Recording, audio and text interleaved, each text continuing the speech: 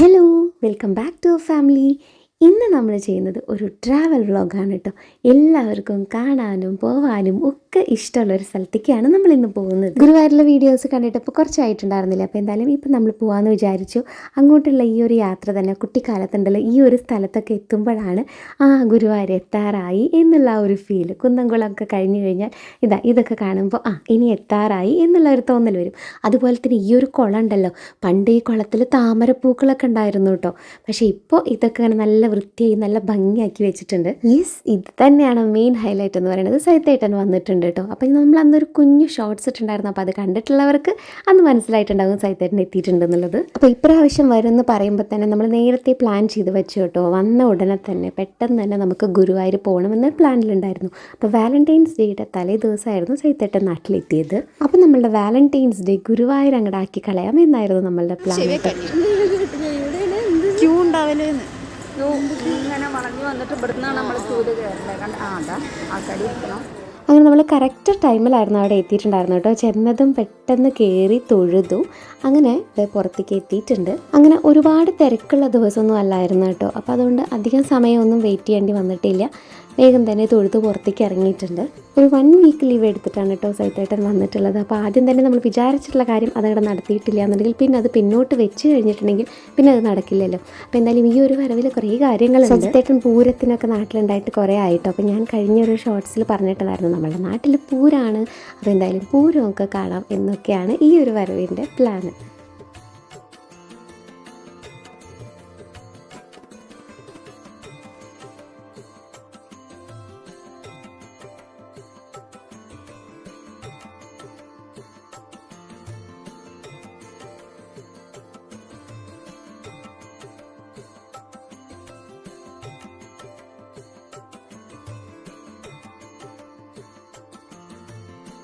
ഞാൻ മുന്നേ പറഞ്ഞിട്ടില്ലേ, എനിക്ക് പോകാൻ ഇഷ്ടമുള്ള ഭയങ്കര ഇഷ്ടമുള്ള ഒരു സ്ഥലം.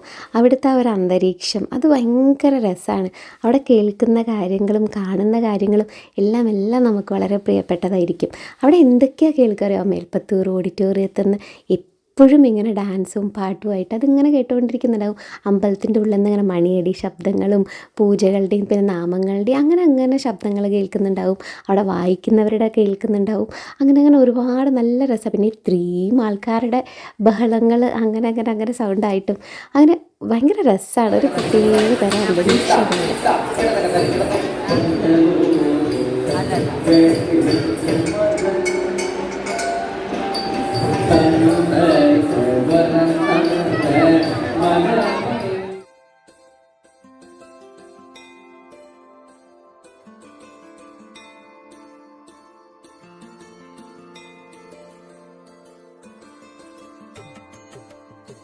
അമ്പലത്തിൽ തൊഴുത് കഴിഞ്ഞാൽ പിന്നെ നമ്മളുടെ രണ്ടാമത്തെ പരിപാടി എന്നുള്ളത് എല്ലാവർക്കും ഒരുപാട് അറിയുന്ന കാര്യമാണല്ലോ അല്ലേ. കാരണം നമ്മൾ എല്ലാ പ്രാവശ്യവും എന്താണോ ചെയ്യുന്നുള്ളത് എല്ലാവർക്കും അറിയാം. പക്ഷേ ഇപ്പം നമുക്ക് ചെറിയൊരു വ്യത്യാസമുണ്ട്. കാരണം ഇപ്പോൾ നമുക്ക് ഭക്ഷണം കഴിക്കാനുള്ള സമയമായിരുന്നു കേട്ടോ. അപ്പോൾ വിചാരിച്ചു ഓക്കെ, ആദ്യം ഭക്ഷണം, അത് കഴിഞ്ഞിട്ടാവും അടുത്ത പരിപാടി എന്ന് വിചാരിച്ചിട്ട് ഭക്ഷണം കഴിക്കാൻ വേണ്ടിയിട്ട് പോവുകയാണ്. ഇപ്പോൾ പെട്ടെന്നാണ് കേട്ടോ ഒരു കാര്യം ഓർമ്മ വന്നത്. എൻ്റെ അടുത്ത് അന്ന് തിരുവാതിരയുടെയൊക്കെ വീഡിയോ ഇട്ട സമയത്ത് ആരോ ചോദിച്ചിട്ടുണ്ടായിരുന്നു ഇപ്രാവശ്യം ഗുരുവായൂർ ഉത്സവത്തിന് തിരുവാതിര കളിക്കണില്ലേ എന്നുള്ളത്. അതിന് നമ്മൾ രജിസ്റ്റർ ചെയ്യണം, നമ്മൾ അപ്ലൈ ചെയ്യണമല്ലോ. അപ്പോൾ നമ്മൾ അപ്ലൈ ചെയ്തിട്ടുണ്ട്. അതിന് ഇനി എന്താ ബാക്കി കാര്യങ്ങൾ എന്നുള്ളത് അവർ നമ്മളെടുത്ത് അറിയിക്കും. അപ്പോൾ എന്തായാലും അപ്ലൈ ചെയ്തിട്ടുണ്ട് കേട്ടോ. ഇപ്രാവശ്യം നമുക്ക് ഭാഗ്യമുണ്ടെന്നുണ്ടെങ്കിൽ കളിക്കാൻ പറ്റുന്നുണ്ടാവും. ഈ സൈഡിലുള്ള ഷോപ്പുകളൊക്കെ നമ്മളിങ്ങനെ മാടി വിളിക്കുന്നുണ്ട്. പക്ഷേ അതിലും വലുതായിരുന്നു വിശപ്പിൻ്റെ വിളി. അപ്പോൾ അതുകൊണ്ട് ആദ്യം ഫുഡ്, പിന്നെ അതിന് ശേഷം ബാക്കി എന്തും എന്നുള്ളതായിരുന്നു. ഗുരുവായൂർ തെക്കേ നടക്കിൽ ഇങ്ങനെ ഗുരുവായൂർ കേശവൻ്റെ സ്റ്റാച്യുണ്ട്. അടുത്തായിട്ട് തന്നെ മരപ്രഭു എന്നുള്ള പേരിൽ ഇതുപോലെ ഒരു സ്റ്റാച്യു ഉണ്ട്. അതിൻ്റെ പിന്നിലുള്ള കഥ എന്താണെന്നുള്ളത് എത്ര പേർക്കറിയാം? എനിക്ക് തോന്നുന്നു ഒരു 80% ആൾക്കാർക്കും അറിയുന്നുണ്ടാവും. പക്ഷേ ബാക്കി കുറച്ച് പേർക്കെങ്കിലും അറിയാത്തതുണ്ടാവും. അപ്പോൾ അവർക്ക് വേണ്ടിയിട്ട് ഞാൻ ആ കഥയൊന്ന് പറയാം. ഗുരുവായൂരപ്പൻ്റെ പരമഭക്തനായിരുന്നു കവി പൂന്താനം. അപ്പോൾ അദ്ദേഹം നിത്യവും അമ്പലത്തിൽ വന്നിട്ട് വിഷ്ണു സഹസ്രനാമം ജപിക്കുന്ന ഒരു പതിവുണ്ടായിരുന്നു. വിഷ്ണു സഹസ്രനാമത്തിൽ ഒരു ഭാഗമുണ്ട്, അപ്രമേയോ ഹൃഷികേശ പത്മനാഭോ അമരപ്രഭു. അങ്ങനെ ഭയങ്കര ഭക്തിയോടുകൂടി ചൊല്ലുന്ന സമയത്ത് അദ്ദേഹം അതൊന്ന് മാറിയിട്ടാണ് ചൊല്ലിയത്. പത്മനാഭോ മരപ്രഭു എന്നാത്ര അദ്ദേഹം പറഞ്ഞത്. ആ സമയത്ത് വളരെ പണ്ഡിതനും ഭഗവാന്റെ ഭക്തനും ഒക്കെ ആയിട്ടുള്ള മേൽപ്പത്തൂർ നാരായണ ഭട്ടതിരിപ്പാട് അവിടെ ഉണ്ടായിരുന്നു.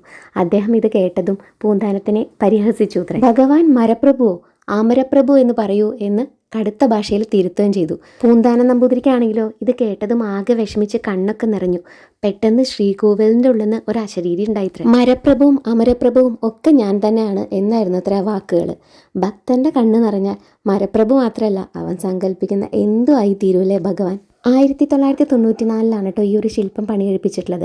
അപ്പോൾ ഗുരുവായൂരിൻ്റെ ഒരു ആത്മീയ ഭാവം പ്രകടമാക്കുന്ന ഒരു ശില്പം വേണമെന്നുള്ളത് അന്നത്തെ കളക്ടറാണ് അത്ര നിർദ്ദേശിച്ചത്. അപ്പോൾ അങ്ങനെ ഗുരുവായൂരപ്പൻ്റെ മുമ്പിൽ തൊഴുത് നിന്ന ശില്പിയുടെ മനസ്സിൻ്റെ ഉള്ളിലേക്ക് ആദ്യം വന്നത് ഈ മരപ്രഭു എന്നുള്ള ഈ ഒരു ശില്പമായിരുന്നു. അപ്പോൾ അതാണ് മരപ്രഭുവിൻ്റെ കഥ പറഞ്ഞ് ഭക്ഷണം മുന്നിലെത്തിയ കാര്യമൊക്കെ നമ്മൾ മറന്നല്ലേ. അപ്പോൾ ഈ ഒരു ഹോട്ടലിൽ നമ്മൾ എപ്പോഴും ഇവിടെ വരുന്ന സമയത്ത് വരാറുള്ളതാണ് കേട്ടോ. നല്ലൊരു ഹോട്ടലാണ്, നമുക്ക് എല്ലാവർക്കും ഇവിടുത്തെ ഫുഡ് ഭയങ്കര ഇഷ്ടമാണ്. അപ്പോൾ എന്തായാലും ഞാനും സൈത്തേട്ടനും അമ്മയും ഊണാണ് കഴിച്ചത്. അവിടുത്തെ ഊണ് നല്ല ടേസ്റ്റാണ് കേട്ടോ. പിന്നെ അതുപോലെ തന്നെ പാറും പ്രതും ബിരിയാണിയാണ് കഴിച്ചത്. ഒരാൾ പനീർ ബിരിയാണി, ഒരാൾ മഷ്റൂം ബിരിയാണി. അങ്ങനെ നമ്മൾ ഫുഡൊക്കെ കഴിച്ചു. നല്ല ടേസ്റ്റി ആയിട്ടുള്ള ഫുഡായിരുന്നു.